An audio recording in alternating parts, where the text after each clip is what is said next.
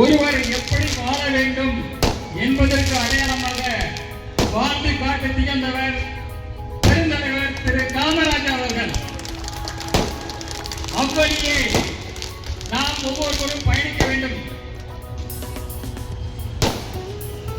அவருடைய ஆட்சி காலத்தில் பொற்காலம் என்று இன்று வரை சொல்கிறார்கள். அதற்கு காரணம்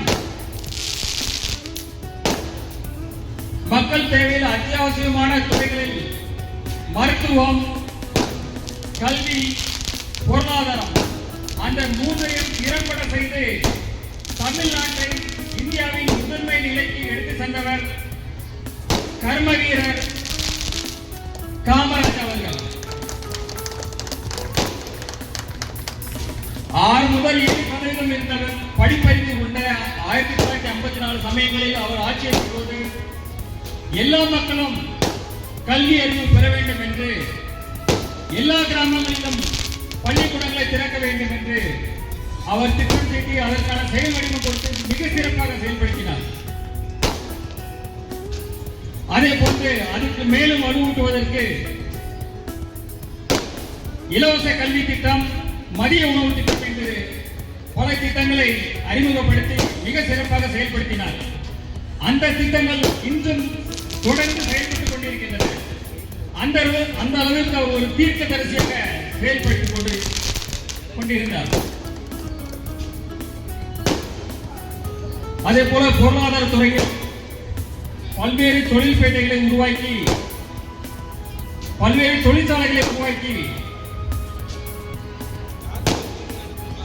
பல ஆயிரம் தொழிலாளர்களுக்கு வேலை வாய்ப்புகளை கொடுத்து பொருளாதாரத்தை மேலும் மேலும் பெருக்கினார். அதே போல அனல் மின் நிலையம், கல்பாக்கம், அதே போன்று பல அணுமின் நிலையங்களை தொடர்ந்து மின்சார தேவைகளையும் உற்பத்தியும் மிக சிறப்பாக அந்த காலத்திலேயே ஏற்படுத்தியது. அந்த காலத்தில் அவ்வளவு டாட்டா கிடையாது. அந்த அளவுக்கு நம்மளுக்கு கம்ப்யூட்டர் வசதி கிடையாது. இந்த அளவுக்கு ஒரு பெரிய டாட்டா நம்மளுடைய எதுவுமே கிடையாது. பட் அந்த காலகட்டத்தில் அவர் மிக சிறப்பாக செயல்பட்டு ஒரு தொலைநோக்கு பார்வையோடு செயல்பட்டு நம் தமிழகத்தை இந்தியாவின் முதன்மை மாநிலமாக எடுத்து சென்று கொண்டிருந்தார். அதோடு சுகாதாரத்துறையில் அந்த காலத்தில் போலியோ சொட்டு மருந்து, சின்னம்மை, பெரியம்மை போன்ற பல்வேறு நோய்களுக்கு இலவச மருத்துவங்களை கொடுத்து பல்வேறு மருத்துவமனைகளை நிறுவி மிக சிறப்பாக செயல்படுத்திக் இந்தியாவிற்கு ஒரு முன்னுதாரணமான மாநிலமாக செயல்பட்டுக் கொண்டிருந்தார். அதே போன்ற காமராஜர் அவர்களை கிங் மேக்கர் என்று சொல்கிறோம். கிங் மேக்கர்ன்றது அவ்வளவு ஈஸியில் அந்த இந்தியாவிலே வாங்கின ஒரே ஆள் அவர் தான். ஏன்னா தமிழகத்தில் 3 முதலமைச்சர்களை சுட்டிக்காட்டி இவர்தான் முதலமைச்சர் என்று நம் தமிழகத்துக்கு சுட்டிக்காட்டியவர் திரு காமராஜர் அவர்கள். அதே போல மத்தியில் ஆளும் பிரதம மந்திரி யார் என்பதையும் 2 முறை சுட்டிக்காட்டி இந்தியாவிற்கு வழிகாட்டியவர் திரு காமராஜர் அவர்கள். அப்பேற்பட்ட காமராஜர் தான் பொற்காலம் என்று சொல்கிறோம். அதற்கு மகுடம் வைத்தவர் போல் ஒரு விஷயம்தான், ஒன்றே ஒன்றுதான், அவர் ஆட்சியில் ஊழல் என்பதே கிடையாது.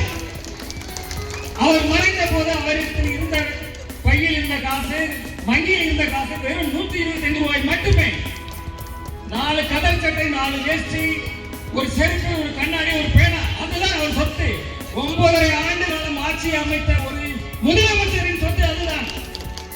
அதை எண்ணி பார்க்க வேண்டும். பிளே ஸ்டோர் மற்றும் ஆப் ஸ்டோரில் இருந்து பாலிமர் செயலியை QR கோடு மூலம் பதிவிறக்கம் செய்யுங்கள். செய்திகளை உடனுக்குடன் பெறுங்கள்.